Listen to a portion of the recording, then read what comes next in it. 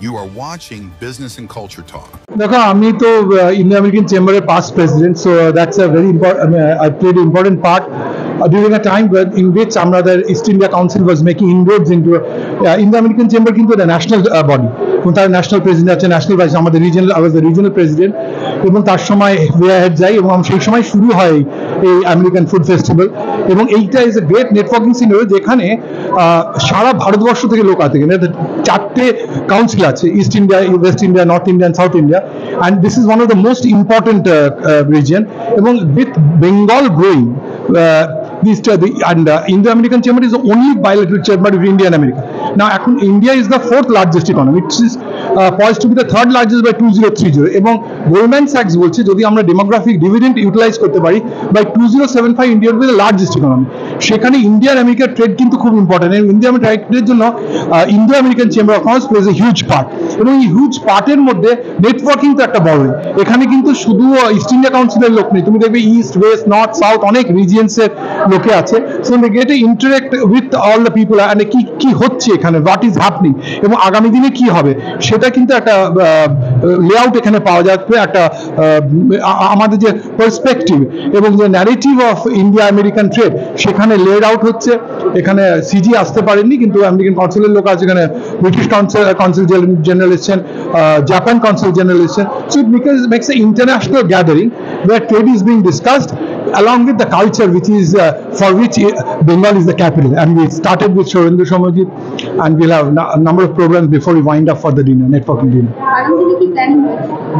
আগামী দিনে প্ল্যানিং হচ্ছে how to facilitate more trade between India and US.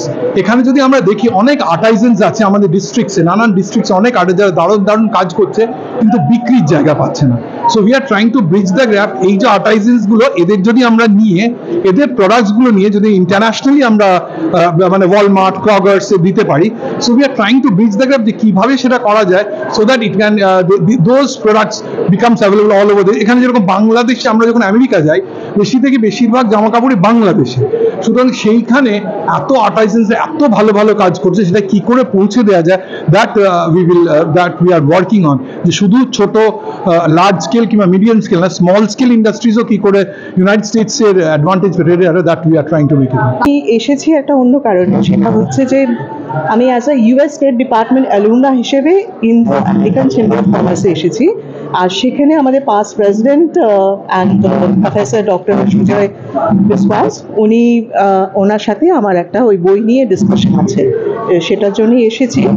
আর আমি সাস্টেনেবিলিটিটাকে অ্যাডভোকেট করি, সেটাকে প্রমোট করি। আমি আমেরিকা গেছি এবং গিয়ে ওখানে আমাদের হোয়াইট হাউসে ইভাঙ্কা ট্রাম্পের সঙ্গে ইন্ডিয়াকে রিপ্রেজেন্ট করি, সেখানে ইন্টারাক্ট হয় গ্লোবাল উইমেন মেন্টরশিপ পার্টনারশিপ প্রোগ্রামে। আর অ্যাজ আ স্টেট গেস্ট ওখানে গেছি ওয়াশিংটন ডিসিতে, সেখানে বেঞ্জামিন ফ্র্যাঙ্কলিন যে সেকশন আছে সেখানে আমাদের একটা ওপেনিং ডিনার করা হয়েছিল। তো সেই সিগনিফিকেন্ট মোমেন্টগুলোকে আমার ওই পাটরানি বইতে আর কি সেগুলোকে করা রয়েছে, আর সেই বইটা নিয়ে এখানে আলোচনা করব, সেই জন্যই আমার এখানে আসা। বাট ডেফিনেটলি এখন যেটা সুজয় স্যার বললেন যে definitely India is post right now, জাপানকে ছাড়িয়ে ইন্ডিয়া এখন 4th পজিশনে রয়েছে, এবং খুব শীঘ্রই আমরা 3rd পজিশন চলে যাচ্ছি। Economy is very it's doing well all over ওয়ার্ল্ডে আর কি, এটার উপরে চর্চা রয়েছে, কথা বলছে। আর রিসেন্টলি আমাদের প্রোগ্রেস নিয়ে, প্রগতি নিয়ে, সব নিয়েই কথা হচ্ছে, তো সেটা তো খুবই গর্বের ব্যাপার। ম্যাম, আপনার পুরো নামটা? Chaitali Das, doctor Chaitali Das, US state department alumna, director, Rakshak group. Thank you. Please like, subscribe, and share video.